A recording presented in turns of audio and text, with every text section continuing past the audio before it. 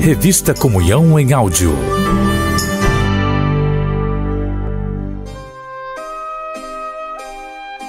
Luto, tempo de dor e de esperança.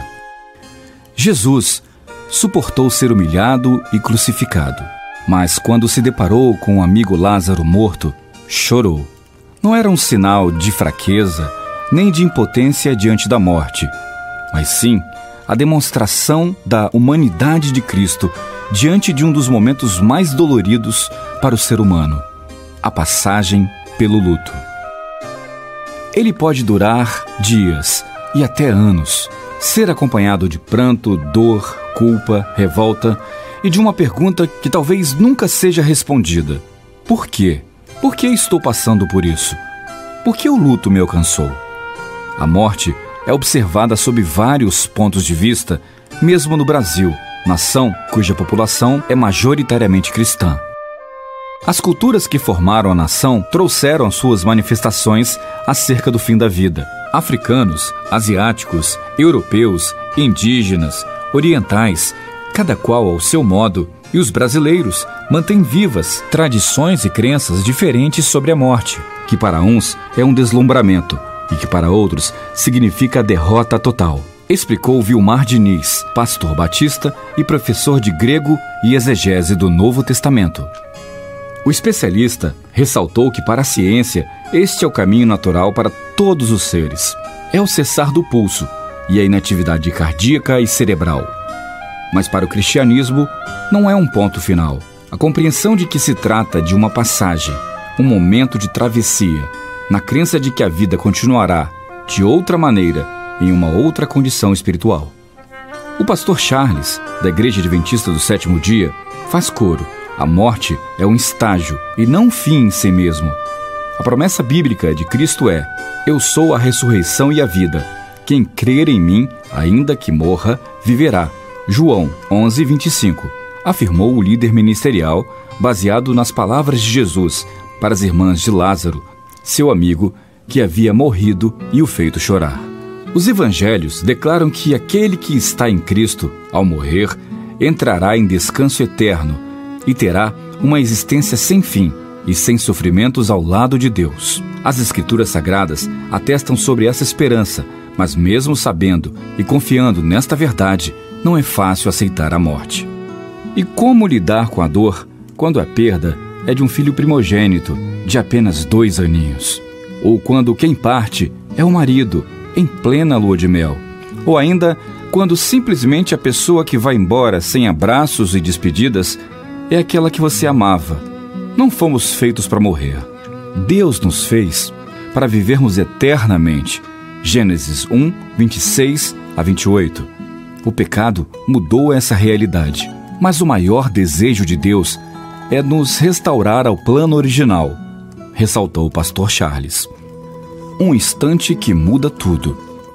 O feriado de 12 de outubro de 2015 já estava perto quando a coordenadora administrativa, Josiane Brito, se preparava para viajar com o marido, Diego Costa, e com a prima, Aline Brito, de Itajaí, em Santa Catarina, para Vila Velha, no Espírito Santo, de carro. Capixaba, o casal, que formalizara a união apenas há 3 meses, deixou família no Espírito Santo em 2014 por causa de uma oportunidade profissional e queria aproveitar o feriado para rever os parentes. Em 2015, vivi o melhor ano de minha vida. Minha prima Aline, uma missionária e levita que eu admirava muito por seu relacionamento com Deus, foi para Florianópolis estudar missões. Em junho, eu e Diego nos casamos, mas no feriado de outubro, fizemos a viagem que mudaria nossas vidas para sempre. Viajamos de carro. Por estar cansado, meu esposo cochilou ao volante e batemos de frente com um ônibus em Campos, Rio de Janeiro, contou Josiane. Aline foi arremessada para fora do carro e morreu na hora. Diego também não resistiu. Josiane foi socorrida e levada ao hospital com hemorragia interna. Eu sei exatamente o que é querer morrer, o que é se sentir culpada por estar viva, sentir o vazio, a dor, vendo todos os seus sonhos sendo enterrados. Eu não conseguia ver Deus nisso. Como assim? Levar meu esposo, um homem maravilhoso, íntegro, bom, e minha prima, separada por Deus com dons extraordinários. Eu me sentia injustiçada pela perda e só questionava o porquê. Um outro acidente, porém de moto, marcou também para sempre a vida da artesã Maria Helena Macedo. Ela estava em casa na tarde de 26 de janeiro de 2009, quando recebeu a notícia de que seu filho Felipe, que há 15 dias havia completado 19 anos, morrera ao perder o controle do veículo e bater num poste. Quebrou o pescoço e fraturou o crânio. Foi fatal. Antes de meu filho mais velho comprar a moto, eu e o pai dele dissemos que era muito perigoso. Ele pegou a moto no sábado. Na segunda aconteceu isso. Eu estava bordando quando Felipe disse que levaria o colega até o serviço dele. Depois, meu filho mais velho ligou para o celular de Felipe porque estava demorando e um policial atendeu e contou sobre o acidente. Na hora, eu não acreditei. Disse Maria Helena, ou Lena, como é conhecida na igreja presbiteriana onde congrega. O primogênito sentiu-se culpado por ter comprado a moto. Entrou em desespero e a outra filha começou a chorar. Lena precisou tomar uma atitude. Eu olhei para o alto e falei: Senhor, dá-me força para vencer. Juntei-me com eles e disse que tudo era para a glória de Deus. Eu nunca tinha lidado com a morte. Ninguém imagina que um filho vá primeiro que a gente. Isso não é natural, disse.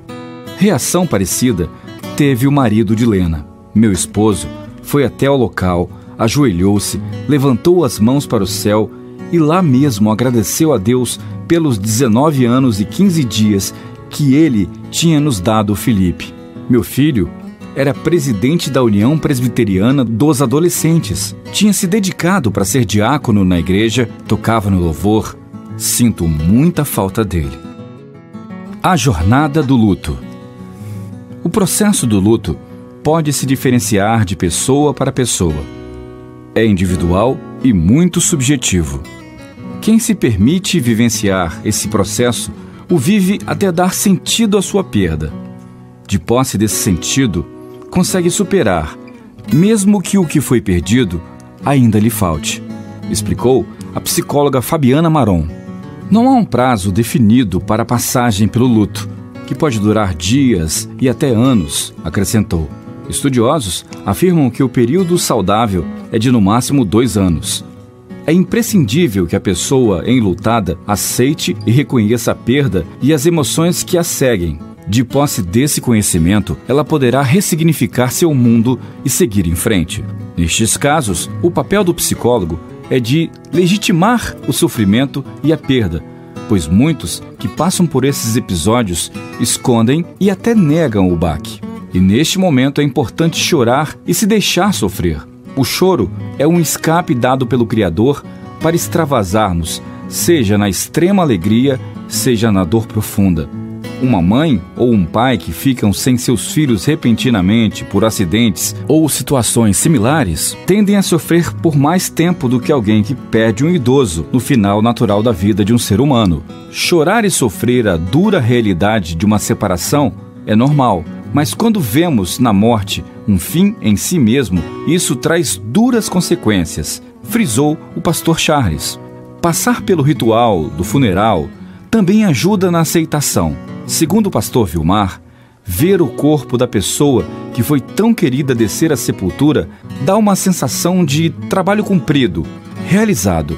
Quando acontece de alguém morrer e não poder ser identificado e sepultado, há um sentimento maior, uma comoção geral. É por isso que existe tanto sofrimento quando ocorre uma queda de avião e os corpos não são encontrados. Para os que ficam vivos, permanece a dúvida sobre a morte do ente querido, dando a impressão que ele poderá voltar a qualquer momento. Certamente que o sofrimento torna-se mais acentuado. Os rituais de funeral, a despedida, o culto religioso, a palavra do padre ou do pastor, o momento de fechar o caixão, a descida à sepultura, o jogar de um punhado de terra ou uma flor sobre o esquife, até o momento quando a sepultura é lacrada, são importantes para ajudar a enfrentar este momento triste. Deus mais tempo, melhor remédio. 1 ano já se passou desde que Josiane perdeu o marido e a prima. 7 desde que Lena viu seu filho pela última vez. Com o decorrer do tempo, elas contam que aprenderam a lidar com o luto. Falo para as pessoas que a cada dia é uma nova lição. Algo que aprendi com a morte do meu filho é que é preciso viver em paz com tudo e com todos, porque não sabemos a hora que Deus vem nos buscar. Se eu não tivesse Deus, estaria doida ou morta. Eu já tive depressão quando solteira e meu marido achou que eu fosse morrer, disse Lena. Os primeiros 15 dias são os piores. Nesta época, eu estava ouvindo rádio e tocou um hino que ele gostava muito. Deu-me um desespero. Tive vontade de ir ao cemitério e tirá-lo de lá, mas Deus me segurou. Eu perguntava: Deus, por que eu não segurei o Felipe? E Deus sempre me respondia que ele é que o tinha levado. Foi a moto, mas poderia ter sido a escada ou qualquer outra coisa. Antes, sentia dor no peito como se um punhal estivesse enfiado. Lembro-me que eu coloquei a mão no peito, pedi para Deus me dar forças e tirar toda a dor que estava me impedindo de viver. E Ele tirou. Hoje, só sinto saudades. Bendito seja o nome do Senhor. Tudo é para a glória dele, falou. As cenas do acidente ainda são muito vívidas na lembrança de Josiane, mas ela tem aprendido a seguir em frente. Antes de qualquer coisa, posso dizer que com a perda eu aprendi o verdadeiro valor do hoje, de amar as pessoas e de demonstrar o que se sente por elas. Dias depois, Deus respondeu aos meus porquês. Ele falou comigo em João 13:7. O que eu faço, tu não sabes agora, mas depois entenderás. Tive o suporte da família e dos amigos. Minha primeira lição foi de permitir ser cuidada e receber amor. Procurei também ajuda de outras pessoas que passaram por situações semelhantes e conseguiram seguir em frente. O que não significa esquecer ou não sentir falta, mas sim aprender a lidar com a dor. Tive acompanhamento psicológico por 2 meses. Busquei Deus em todo o tempo. Me afastei das redes sociais, me permitia chorar, mas sempre buscando o equilíbrio. Busquei atividades físicas, comecei a correr e eliminei 10 quilos dos 15 que engordei neste ano. Voltei para Santa Catarina e retomei o trabalho. Não foi fácil, mas decidi todas as manhãs seguir a mesma instrução. Hoje eu decido superar. E assim, vou vivendo um dia de cada vez. 6 meses após o dia fatídico, Josiane se especializou em coaching e hoje também ajuda outras pessoas a superar as suas chagas. Se permaneci viva, é porque Deus tem um propósito nisso tudo. E busco nele não o motivo de isso ter acontecido comigo, mas sim a força e a graça para crer e seguir adiante, ajudando também outras pessoas. Talvez a lição mais importante que possa ser tirada do luto é o de valorizar cada momento da vida, fazendo as escolhas certas, optando por amar, perdoar e buscar a Deus, o autor da vida. A Bíblia, em Eclesiastes 7:2, diz que é melhor ir à casa onde há luto do que ir à casa onde há banquete, porque nela está o fim de todos os homens, e os vivos o aplicam ao seu coração. Também diz no versículo 4, o coração dos sábios está na casa do luto, mas o coração dos tolos está na casa da alegria. Na visão do escritor de Eclesiastes, a morte ensina sobre a vida, e é em momentos de luto que aprendemos o valor da vida. O período do luto é favorável para uma reflexão sobre a importância do existir, da família, do próximo e daqueles com quem convivemos. A vida não valeria a pena, e aí muitos desejam e praticam a própria morte, não fossem o prazer de viver e o convívio com os entes queridos, afirmou o pastor Vilmar. Ele mesmo já passou pela experiência de perder um filho de 2 anos e venceu a dor. A morte é real, é um fato. Porém, não se pode perder de vista a promessa contida na Bíblia de que haverá um dia em que todas as coisas passarão e um novo tempo chegará aos filhos de Deus. Ele enxugará dos olhos toda a lágrima. Não haverá mais morte nem tristeza, nem choro, nem dor. Apocalipse 21, versículo 4. Só há uma motivação capaz de fortalecer os enlutados e fazê-los caminhar, conservando a fé e confiando no Espírito Santo, o Consolador. a esperança de que um dia, por fim, a morte será tragada e que o reencontro com aqueles que se foram será possível. Entrevista no aniversário da morte do filho.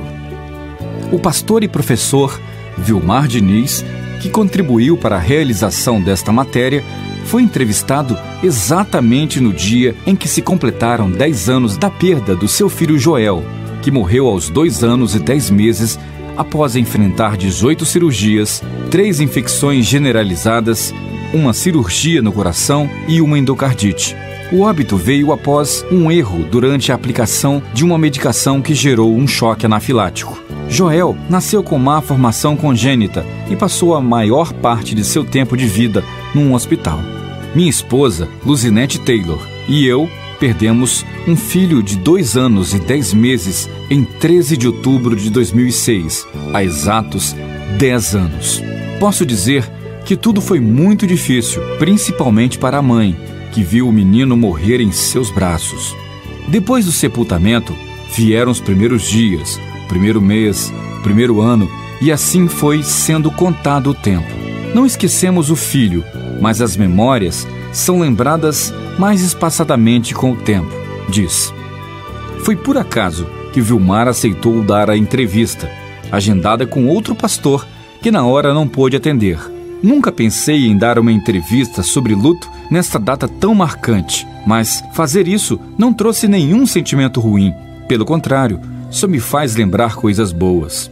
O pastor contou que quando chegou ao hospital e soube da morte do filho, não se desesperou, mas teve a certeza de que a criança estava com Deus e que tinha recebido finalmente o refrigério depois de tanto sofrimento.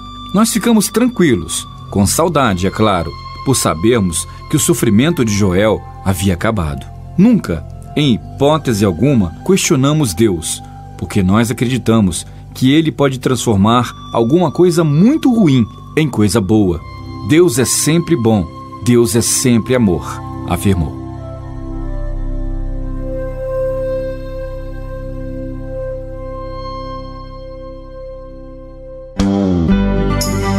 Revista Comunhão em Áudio. Um conteúdo Next Editorial.